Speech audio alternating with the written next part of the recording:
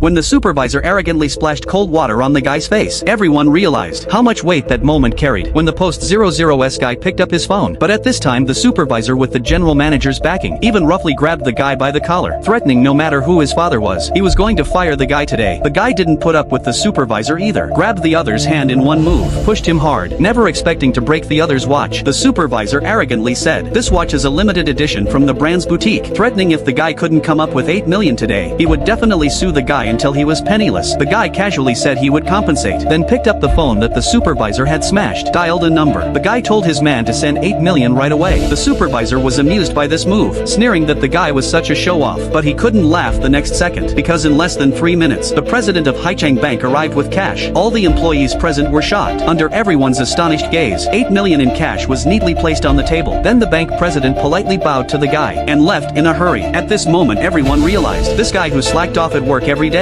definitely had an extraordinary identity. But now the supervisor was stuck between a rock and a hard place, unwilling to lose face in front of the employees. He had to keep confronting the guy. After all, he had the general manager's support. But the supervisor never imagined he had kicked a hornet's nest today, and after paying the 8 million, the guy started to settle the score with the supervisor. The guy said, "I compensated for your watch. Now it's time to pay for my phone." But the supervisor thought a lousy phone wasn't worth much. The guy said, "This phone is worth 100 million. The supervisor thought the guy was joking, saying the most expensive phone in the world was only 99,000, shouting angrily if the guy was crazy about money. But the next second, the supervisor got slapped hard by reality, because the CEO of the phone company burst into the meeting room with more than a dozen bodyguards. The CEO was the group's senior vice president. The supervisor's subordinates were all shocked, because such a big shot was usually only seen on the news. The CEO told the guy his phone had received an abnormal impact, triggering the alarm device. Worried about the guy's safety, he came to check on him specially. At this moment everyone was dumbfounded, guessing one after another who the guy really was. Even the CEO of a Fortune 500 company came to see him in person. When the guy asked the CEO for the phone repair quote, everyone was even more shocked. The CEO said the damage was severe. Repairs plus replacement parts would cost at least 70 million, and the supervisor who smashed the phone couldn't close his mouth when he heard this number, shouting even if the phone was made of gold, it couldn't be worth that much. When he heard words like limited edition model, cutting-edge nano-chip global positioning, and 3-minute emergency rescue, the supervisor finally understood. He couldn't afford to pay for this phone, even if he worked for 10 lifetimes. Then the CEO threw the purchase contract and appraisal report on the table. When the supervisor saw the amount on it, he was completely dumbfounded. He originally wanted to use the general manager's relationship to consolidate his position in the company, never expecting to suffer a bigger loss for trying to gain an advantage. The supervisor immediately asked the guy, wanting to know who he really was, but the guy said he wasn't worthy to know, and wanted to talk to the supervisor about compensation. The supervisor still didn't believe it. He thought there was no way a phone could cost 100 million. The supervisor thought the guy